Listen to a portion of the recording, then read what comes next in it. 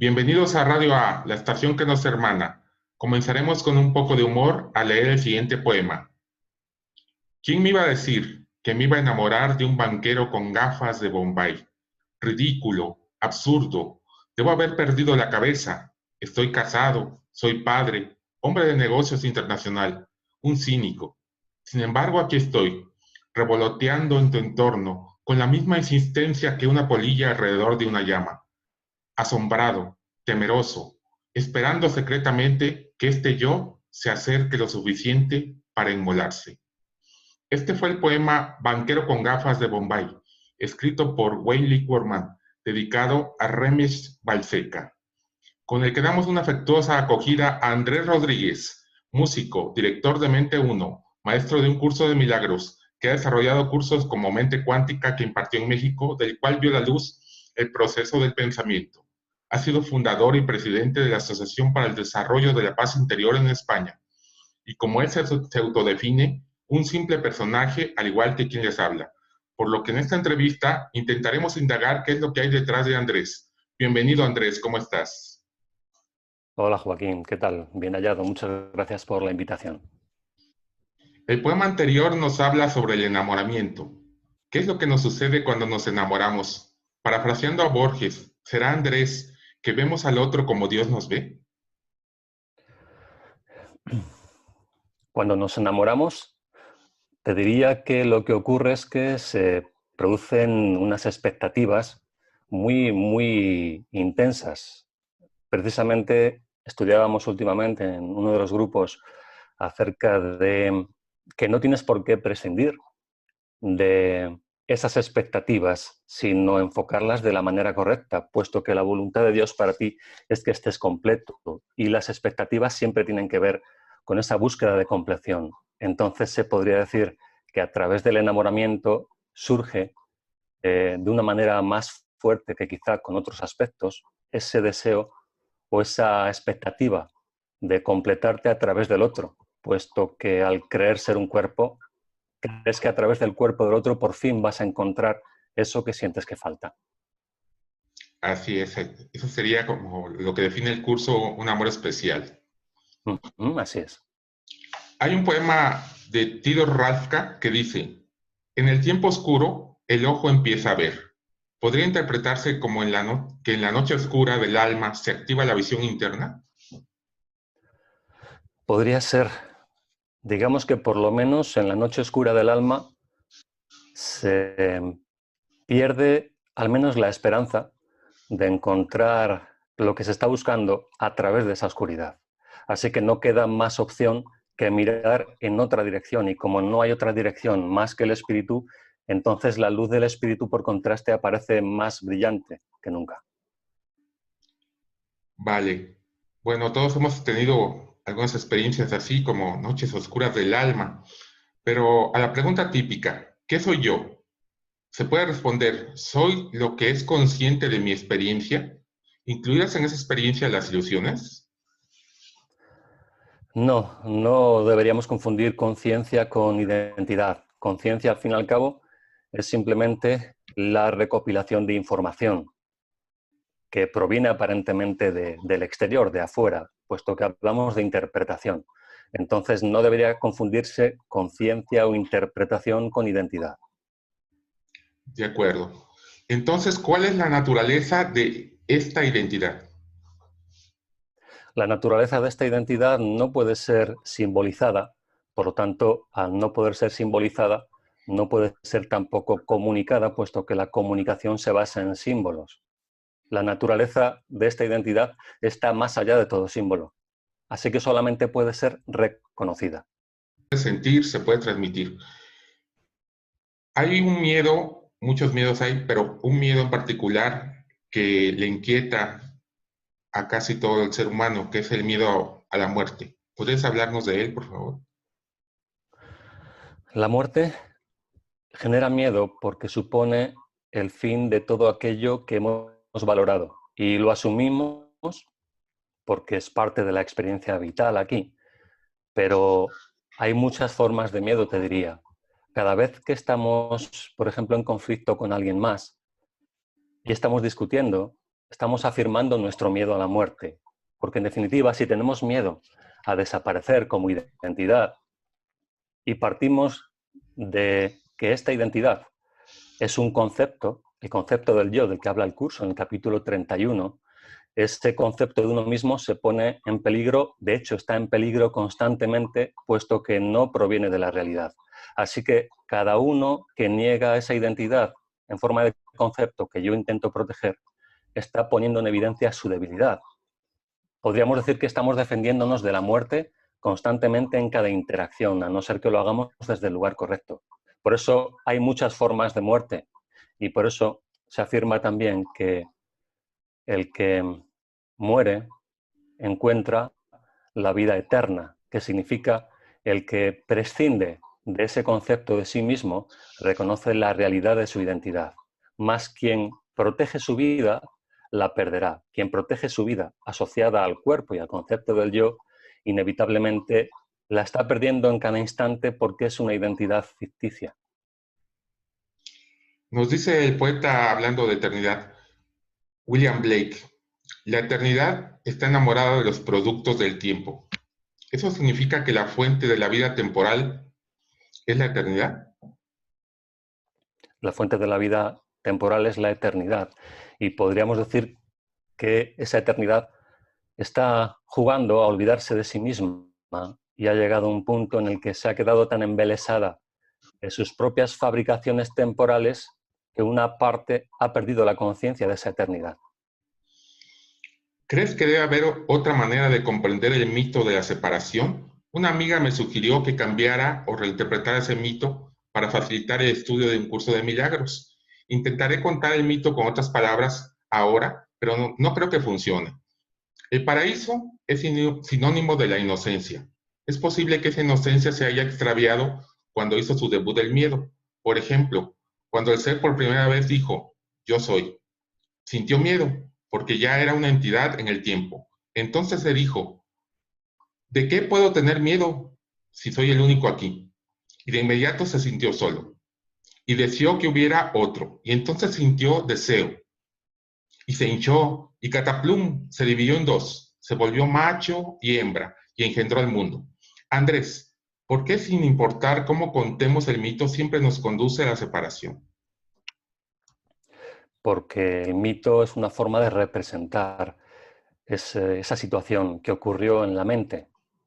Y hay diferentes formas de representar eso, pero si te das cuenta siempre estamos hablando de un estado anterior en el que parecía haber una armonía y en el que de golpe o progresivamente la mente acaba perdiendo la conciencia de ese estado original.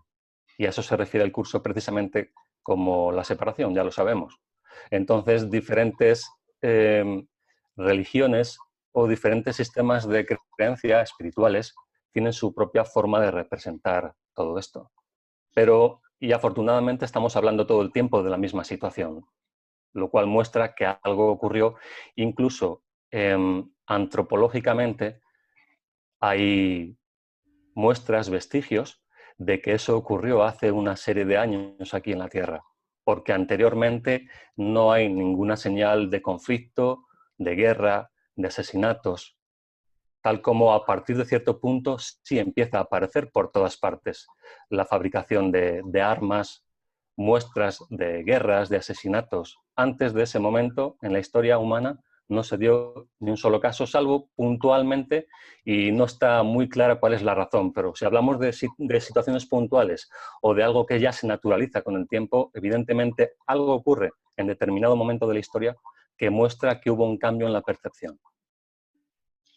De acuerdo. Pareciera ser que la forma intenta imitar al ser.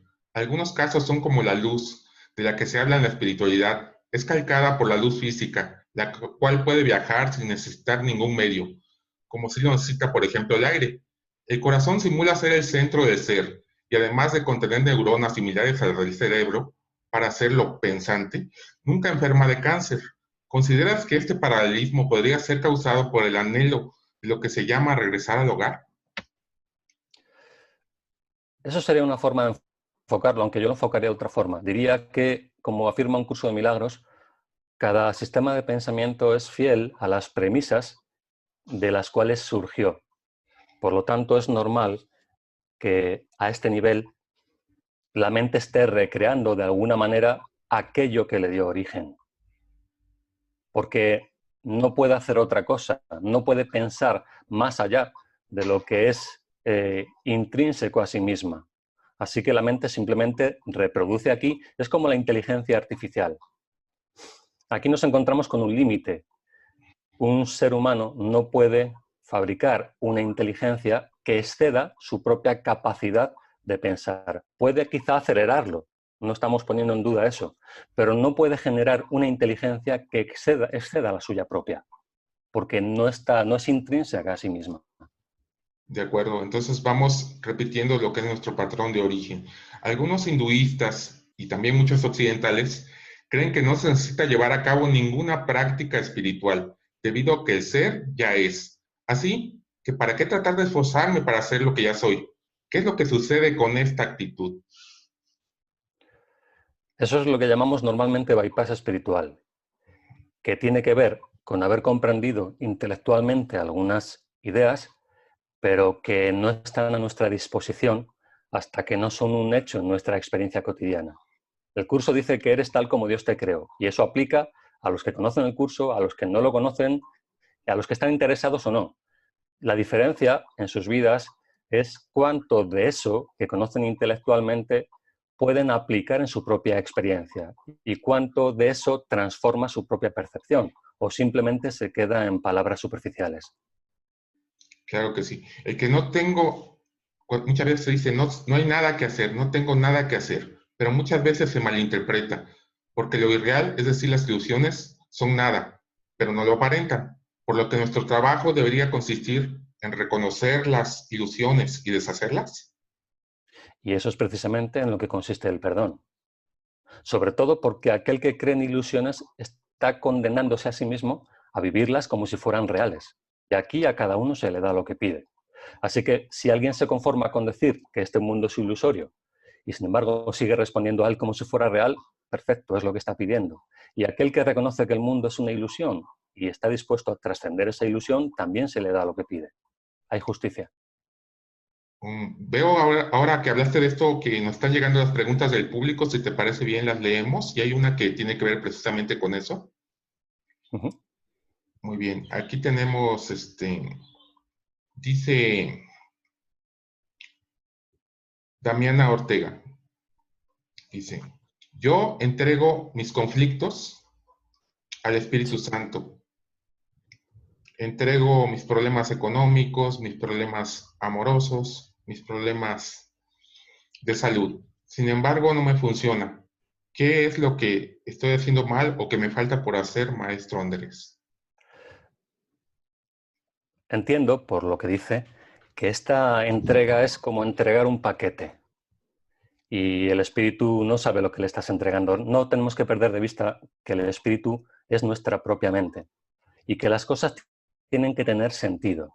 Entonces no se trata simplemente de entregar tu situación económica o de entregar tu relación de pareja porque la percibas conflictiva. Se trata de identificar qué aspectos, tanto de la situación económica como de la relación de pareja o de lo que se trate, no está funcionando. ¿Qué valor estás queriendo conservar? El curso dice que la visión del espíritu es para él y para ti. Es decir, se tiene que establecer una conexión entre la conciencia que tienes del problema y tu disposición a que ese problema, tal como lo percibes, sea entregado. Pero cuando tú entregas una relación, no estás entregando nada. Puedes entregar, por ejemplo, si identificas claramente el miedo a quedarte solo. El miedo a quedarte solo es algo más específico. Por lo tanto, al hacer una pregunta concreta, entiendes la respuesta que llega de parte del espíritu. Pero si tú entregas una relación, ¿qué respuesta puedes esperar?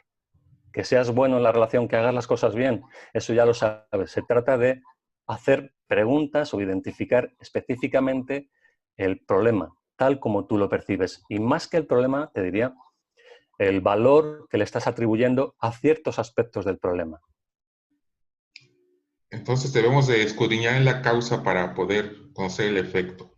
Jesús Claro. Apolinar de Monclova cuestiona, Maestro Rodríguez, en realidad no sé si existió el Jesús histórico o hubo varios Jesuses, pero mi pregunta es, ¿quién fue el Jesús que dictó un curso de milagros a Helen Schuckman? Aquí nos vamos a basar simplemente en pensamientos lógicos. ¿Qué es un pensamiento lógico con respecto a Jesús? ¿Realmente existió? ¿No existió? ¿Cuáles son las pruebas científicas, históricas de su existencia? Bueno, podemos creer que es así o no. Después, con respecto a si creemos que fue así, ¿cuáles son las pruebas? Aquí te diría que esto es un enfoque que nos puede llevar a confusión. Por ejemplo, cuando se afirma que si recogiéramos todas las astillas que se le atribuyen a la madera de la cruz de Jesús, haríamos con ellas un barco, ¿no? Porque esas son las pruebas que algunos afirman de que Jesús fue crucificado. Por otro lado, hay mucha distorsión, tergiversación de información bíblica. Los propios apóstoles se contradicen en sus afirmaciones.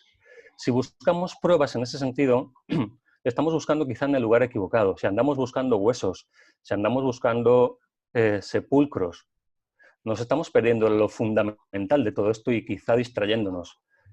¿De qué te sirve a ti encontrar el lugar o las pruebas históricas de lo que es una información que puedes poner ahora en práctica en tu vida? Entonces aquí habría que distinguir entre fondo y forma. ¿Queremos pruebas de que Jesús existió o queremos poner a prueba el mensaje que dicen que Jesús ha ofrecido al mundo? En este caso, a través de un curso de milagros. Lo que afirma el propio curso es que la voz que habla en él es la misma que hablaba en Jesús. El propio curso afirma que Jesús era simplemente un personaje que iba y venía por este mundo como cualquier otro personaje. Así que yo no pondría la atención tanto en la figura, sino en el mensaje, puesto que Jesús, como todos nosotros, fue simplemente un instrumento o un canal al servicio del Espíritu. Así que si nos centramos únicamente en el mensaje, incluso te diría que ni siquiera el curso es importante, sino de lo que entiendes del curso, cuánto aplicas en tu experiencia y si puedes corroborar a través de esa aplicación práctica que es verdad para ti. Claro, entonces estamos comprendiendo que no importa cuál Jesús fue, sino la voz que es en realidad la voz de Cristo, la conciencia crística que cualquiera de nosotros puede llegar a ella. Sí. Tenemos a Cristina Rebolledo de Austin, Texas. Pregunta y cita un curso de milagros. Como comentaste hace un momento sobre que se podía formar un barco o un arca con los restos de la supuesta cruz de Jesús, nos dice, hoy solo sé que se necesitan dos que desean gozar de felicidad para que se le ofrezcan al mundo entero. Esto viene en el capítulo 30, nos da la referencia. Y luego en la entrada al arca dice, al arca de la paz se entran de dos en dos. Su pregunta es, ¿quiénes son esos dos? Esos dos son dos mentes que hagan a un lado, aunque sea temporalmente, sus aparentes diferencias. No se trata únicamente de una relación de pareja, no se trata de alguien especial, se trata de que incluso la ilusión de separación tuvo que ser compartida para que fuera creída. Así que el otro está profundamente implicado en nuestro proceso mental que dio lugar a la separación, de modo que inevitablemente tiene que estar también implicado en el proceso de inversión del pensamiento. Es a través de la forma de interpretar al otro como empezamos a sanar, a corregir nuestra propia percepción, porque el otro está, como digo, muy involucrado en eso, no por el otro, sino por el significado que nosotros le hemos dado al otro para destacarnos, para sentirnos diferentes o especiales. Hemos hecho entonces un uso equivocado de la relación que ahora tiene que ser corregido, y es a través de esta corrección como se regresa al estado mental original. Muchísimas gracias. Aquí hay una pregunta parecida, aunque supongo que la respuesta debe ser diferente. Rocío Luján de Catepec. Estoy aquí únicamente para ser útil. Estoy aquí en representación de aquel que me envió, puntos suspensivos. Entonces ella nos pregunta, ¿quién es aquel que me envió? Aquel que me envió es tu identidad real.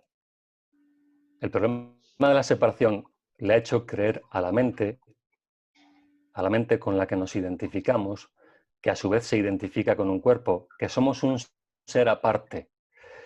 Aquel que me envió está haciendo referencia a nuestra mente original, al ser del cual surge esta parte disociada de la mente que ahora se siente diferente, separada y autónoma. Ese que me envió es entonces lo que verdaderamente soy, que envió esta parte de la mente simplemente para recopilar información, para vivir una experiencia de separación, pero con la intención ya determinada incluso de regresar a sí misma. De acuerdo. Adrián Pardavé de Morelia. Se ha puesto de moda la frase del estar en el aquí y el ahora.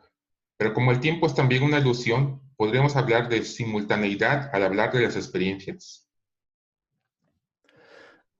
Podemos hablar de simultaneidad, pero lo que no podemos hacer es experimentarla dentro de la experiencia en la que está configurada nuestra mente en el espacio y en el tiempo. Así que podemos teorizar acerca de ello. Y también podemos saber que hay una parte de nuestra mente que efectivamente está más allá de estas coordenadas espaciotemporales, que es precisamente la fuente de los milagros. Pero a nivel cotidiano, lo único que podemos hacer es vivenciar y aprovechar el tiempo que nos parece lineal como recurso de aprendizaje. Todos los ajustes que ocurren a partir de ahí suceden o provienen de ese otro nivel que no está condicionado por estas coordenadas, como digo, de espacio y tiempo. Muchas gracias. Elena Duarte de Toluca nos dice, estoy leyendo el Urtext, me parece muy interesante, sin embargo me han surgido algunas dudas. Cuando transcribió Helen Schuckman un curso de milagros, podría ser que haya ella modificado algunas cosas, como por ejemplo cuando dice que los impulsos sexuales son en realidad impulsos milagrosos, mal canalizados, y ella lo cambia por impulsos materiales en lugar de sexuales. Mi pregunta es si con el curso de milagros tiene la suficiente integridad para su fin, que es el entrenamiento mental. Sí, totalmente. Ese cambio, esa variación al que se refiere, habla de los impulsos físicos y evidentemente hace referencia a los impulsos sexuales. Incluso pone algún ejemplo. El amor de Dios todavía deberá transmitirse de un cuerpo a otro por un tiempo, puesto que la visión es aún muy tenue. Lo que está diciendo básicamente es que desde el cuerpo se intenta emular la extensión de la mente en su estado original. Pero como no estamos en ese lugar, en ese punto ahora, eso lo hace la mente o lo intenta hacer la mente a través de aquello con lo que se identifica, que es el cuerpo físico. Así que el impulso sexual es la consecuencia de haberse identificado con el cuerpo y tratar de extenderse a través del cuerpo. Es una forma, por eso dice que es una forma distorsionada de visión, y por eso lo atribuye a una visión muy tenue, pero no lo está censurando en ningún caso, sino que está describiendo que ahora mismo, debido a esa falta de visión, es como la mente opera, no como puede operar desde otro lugar, pero habitualmente es como lo hace. Lo que ocurre a partir de ahí y lo que hace que surja el sentimiento de culpa es que propicia la identificación con el cuerpo, y la identificación con el cuerpo inmediatamente expulsa al espíritu de nuestra conciencia, lo cual hace que surja el sentimiento de culpa. El sentimiento de culpa no es por la sexualidad como tal, sino porque conlleva el rechazo del espíritu como identidad. Te agrego yo una pregunta. Cuando tenemos relaciones sexuales, ¿podemos invitar al Espíritu Santo a que se nos una en este aspecto?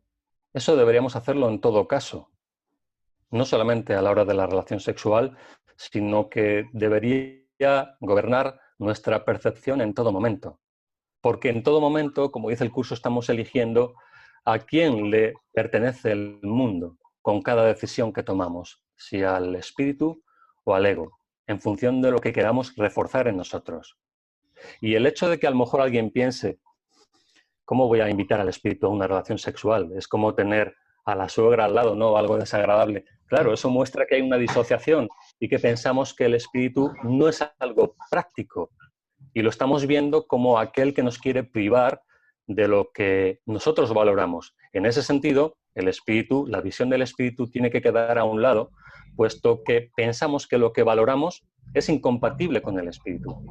Y si nos fijamos bien, el curso dice que el espíritu no quiere privarnos de aquello que valoramos, sino reinterpretarlo. Así que, en realidad, invitar al espíritu, por ejemplo, a la relación sexual, no es dejar de tener la relación sexual porque sea algo malo, ni mucho menos, sino acercarnos a la relación sexual quizás desde otro lugar en nuestra mente, desde otro nivel en nuestra mente. No privarnos de ello, sino ir corrigiendo esa percepción progresivamente.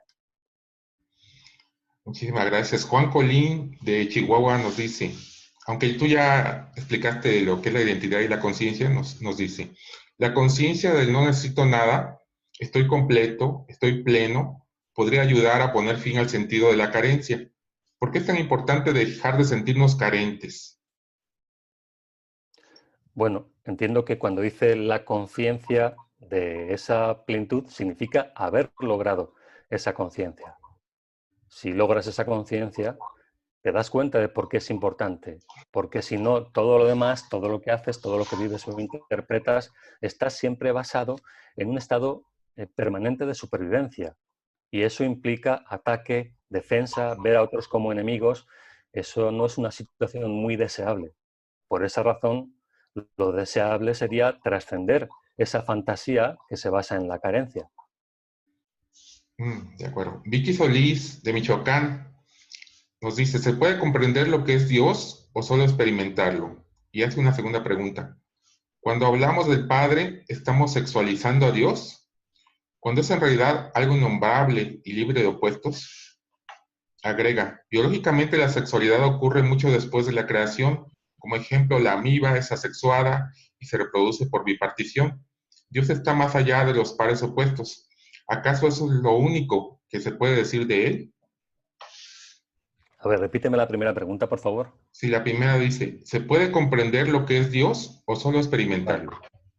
Sí, no se puede comprender desde el punto en el que nos encontramos porque este punto ha limitado nuestra percepción debido a nuestra renuencia al conocimiento. Cuando rechazamos el conocimiento, entonces empezamos a percibir.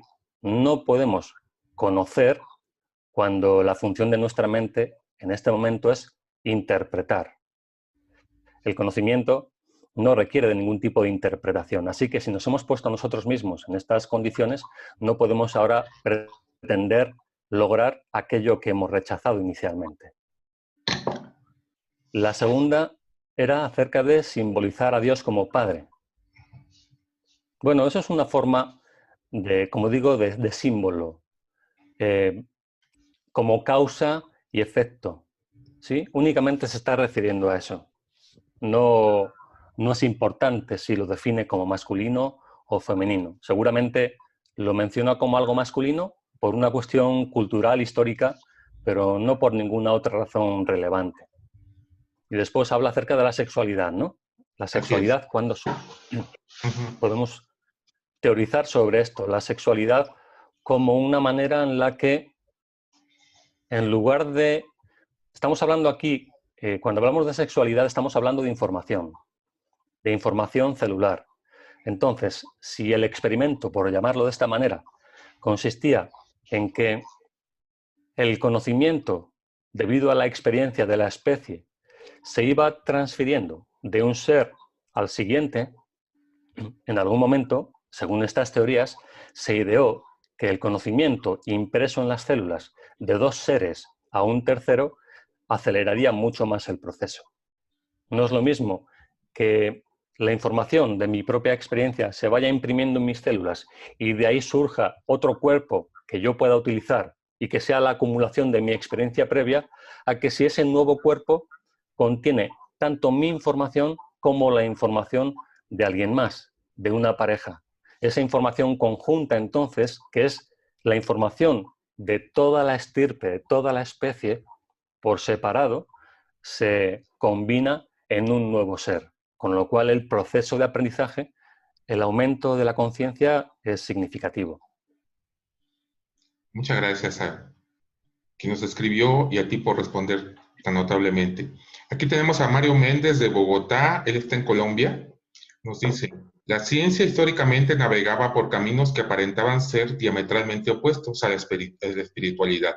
Sin embargo, con el paso del tiempo, se ha vuelto convergente hacia esta última, al grado de llegar a demostrar, por ejemplo, que la materia es casi inexistente al componerse todo lo que nos rodea y hasta ahora cuantificable como energía. ¿Qué influencia han tenido las religiones para frenar esta convergencia? A ver, más que las religiones diría que todo sistema de pensamiento trata de protegerse a sí mismo. Y si inicialmente, para la comprensión del mundo, se establece primero un punto de vista religioso y esta visión, esta percepción religiosa trata de evitar esa sensación de incertidumbre, es normal que haya miedo a abrirse a nuevas posibilidades. Cuando de pronto surge la ciencia, que empieza a dar los primeros pasos, no tiene por qué coincidir con las premisas que la religión ya tenía en función del dogma. Eso significa que inicialmente la ciencia pone en cuestión o puede poner en cuestión los argumentos teológicos, lo cual hace que la religión, que como decimos, es un intento de darle explicación a la naturaleza del mundo y del ser humano, tenga miedo de volver a esa sensación de incertidumbre, de no saber qué hacemos aquí, quiénes somos, de qué se trata todo esto. Así que cuando la religión ya cree que ha encontrado una solución a través de la religión, aparece la ciencia y eso hace que todo vuelva a empezar, porque alguien se plantea que va a dar una respuesta a la razón del ser humano aquí en la Tierra en base únicamente a lo que puede conocer, lo cual es en sí ya un punto de vista bastante condicionado, porque tal vez la ciencia inicialmente no se plantea en qué condiciones está para llegar a esa conclusión.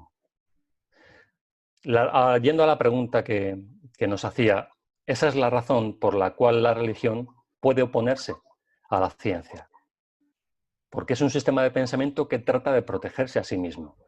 Igual que también la ciencia muchas veces se obceca en negar la espiritualidad o aquello que todavía no ha podido demostrar. Tanto la ciencia como la religión tienen sus propias limitaciones. Son sistemas lícitos y son afines a cada tipo de mentalidad. Quienes son más racionales seguramente se declinen más por un enfoque científico, pero no es excluyente, porque alguien puede ser religioso o espiritual y tener también una mentalidad científica. De hecho, lo que yo propongo es una mezcla de ambos aspectos. Si realmente todo esto de lo que habla el curso es verdad, tiene que estar a nuestra disposición. Si lo que dice la ciencia es verdad, tiene que ser demostrable. ¿Por qué una cosa tiene que excluir a la otra? Únicamente es así o sería así en el sentido de que tú hubieras fabricado el concepto de ti mismo en función de unas premisas o de otras.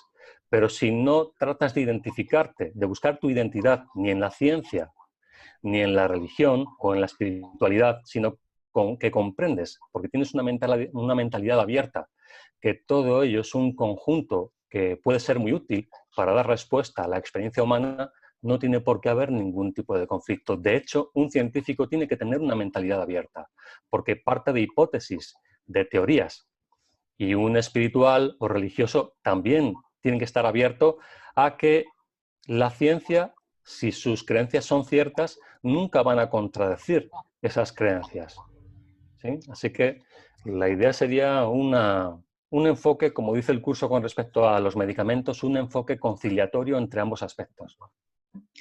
Claro, porque si no tenemos esa apertura podríamos estancarnos. Aquí tenemos a Estela Quiroz de Guatemala. nos hace una pregunta que dice, Maestro Andrés, ¿qué es un doble cuántico? Un doble cuántico.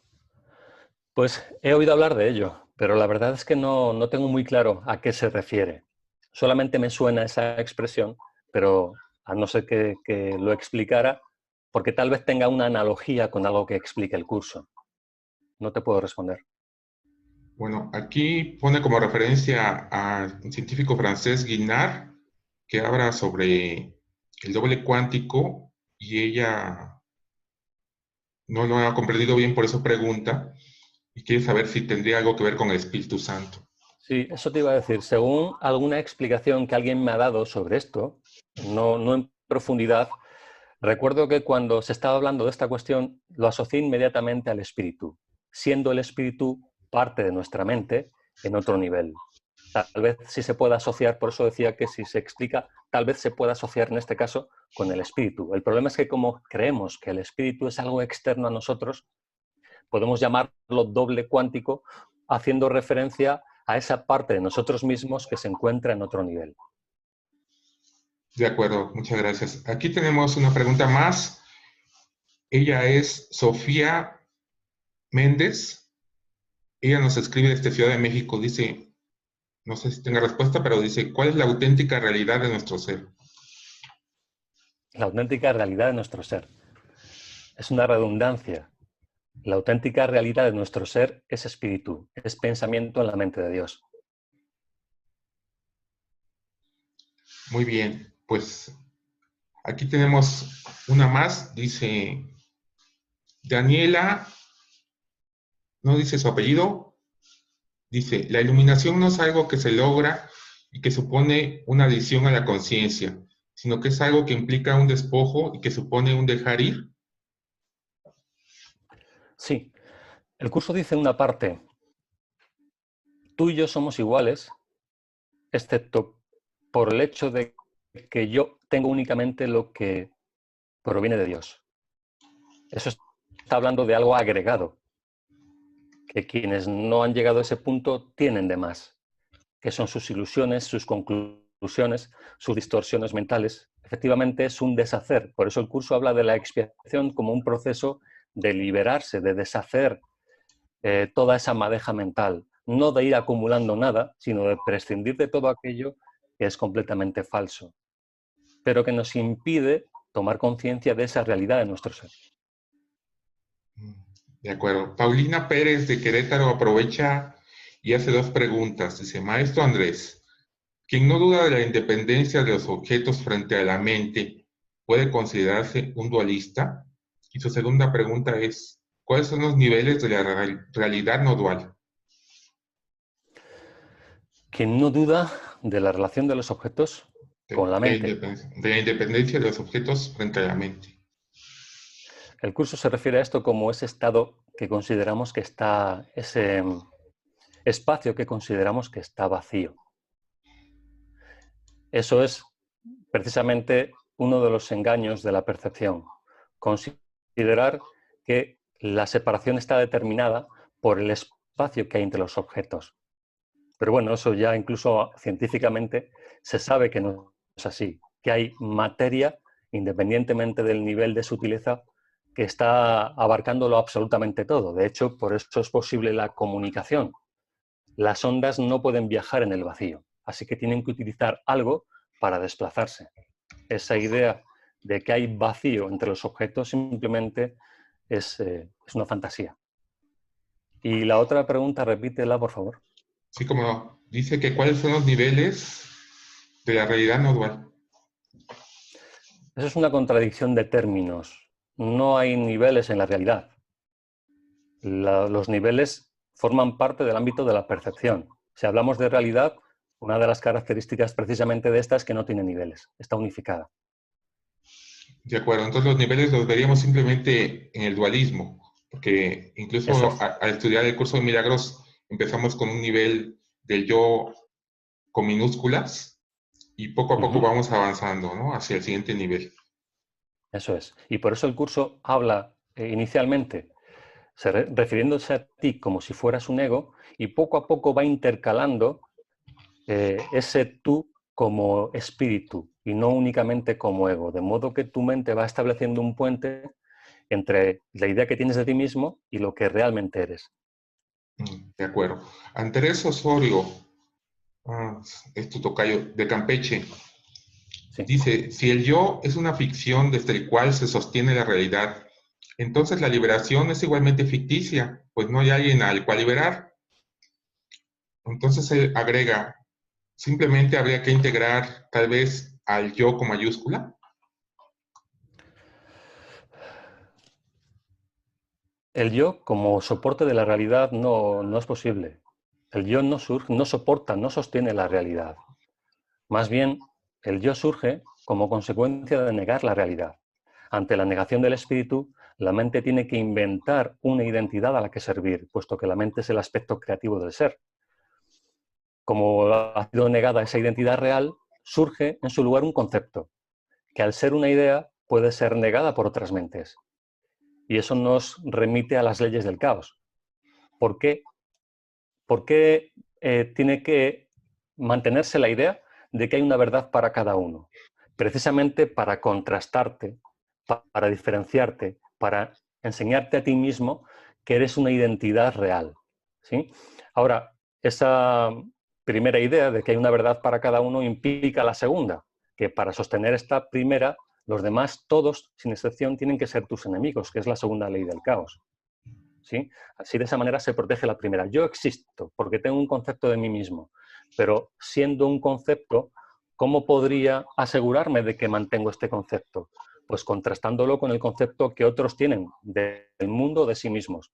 Así que considero a los demás enemigos porque de esa manera me puedo diferenciar. ¿Qué pasa si fuéramos perfectamente iguales? Que no podría haber conflicto. ¿Y qué pasaría también? Que no podría definir mi identidad conceptual, porque no podría contrastarla en esa perfecta igualdad. Así que necesito sentirme o inferior o superior a otros, de manera que mi identidad, mi concepto de mí mismo destaque. Agradecemos a nuestros radioescuchas por su participación y sobre todo al maestro Andrés por su generosidad. ¿Gustas, Andrés, enviar un mensaje, contarnos sobre tus actividades, entre ellas si regresarás a México? Bueno, las actividades las hacemos ahora sobre todo en grupos online y no están en los planes por ahora viajar a México. Y lo único que sí diría, si me permites, es invitar a los estudiantes a tomarse el curso en serio, a dedicarle el tiempo que requiere y sobre todo a tener un enfoque serio. Lo que he dicho antes, una mentalidad científica con respecto al curso, ponerlo a prueba, darle vueltas y estudiarlo como si se tuviera que enseñar. Desde nuestra perspectiva es la forma más eficaz de aprender el curso, como si tuvieras que enseñarlo, porque no te vas a permitir así esa pereza mental de dejar de lado las cosas que no entiendes, o que crees que no entiendes, o que son más difíciles. Muchas gracias. Fue muy enriquecedor, sobre todo la respuesta que diste, de que se podía probar tanto la ciencia como el curso. Muchísimas gracias, Andrés, por compartir tus experiencias. Ha sido muy grato tenerte con nosotros. Te reitero mi admiración, gratitud y te envío un amoroso abrazo. Y como conclusión detrás de Andrés está en esa paz interna, ese desprendimiento altruista, y yo percibo al maestro interior que todos anhelamos. Muchas gracias. Gracias a ti, Joaquín, y gracias a todos.